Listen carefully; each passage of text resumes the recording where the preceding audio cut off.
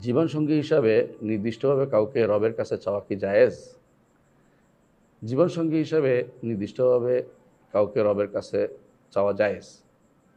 তবে উত্তম হচ্ছে জায়েজ, আপনি চাইতেই পারেন। আল্লাহ তাআলা না দিলে রাগ করতে পারবেন না। কারণ আল্লাহ তাআলা জানেন আপনার জন্য কোনটা উত্তম।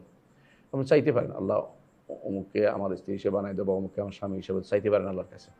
কিন্তু উত্তম হচ্ছে এটা বলা, ইস্তেখারা করা। আল্লাহ যদি অমুক যদি আমার জন্য উত্তম হয়, আপনি আমার জন্য মঞ্জুর করেন, উত্তম না হলে আমার থেকে দূরে সরিয়ে দেন, যেটা ইস্তেখারা দোয়ার মধ্যে আছে।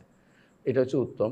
আপনি চাইবেন আল্লাহর কাছে এবং আবার বলবেনও যে, আল্লাহ যদি এটাতে আপনার সন্তুষ্টি থাকে, এর মধ্যে আপনি কল্যাণ দেখেন, তাহলে অবশ্যই আমার জন্য আপনি এটার এই অমুকের সাথে আমার বিয়ের ব্যবস্থাপনা করে দেন। এটা এভাবে বলাটা হচ্ছে উত্তম।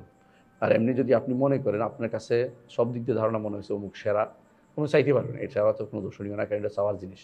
যদি কোনো সেরা অর্থাৎ শারীরিক কোনো বাধা না থাকে।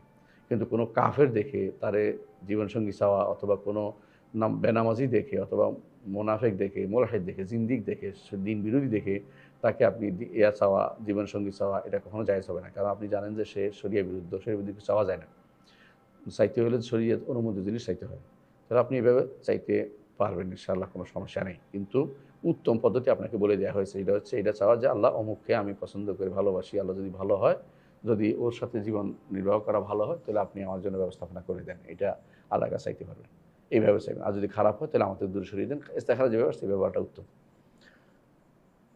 আরও বলেছেন আপনি, কোনো প্রকার হারাম সম্পর্ক ছাড়া শুধুমাত্র দিনের জন্য, রবের জন্য কাউকে চাইলাম আল্লাহর কাছে, এতে কি গুনাহ হবে? যদি ওই ব্যক্তি দিনদার হয় এবং আমি শুধুমাত্র রবের জন্য তাকে পছন্দ করি, তাহলে না, এটা অসুবিধা নাই, এটা আপনি চাইতেই পারেন।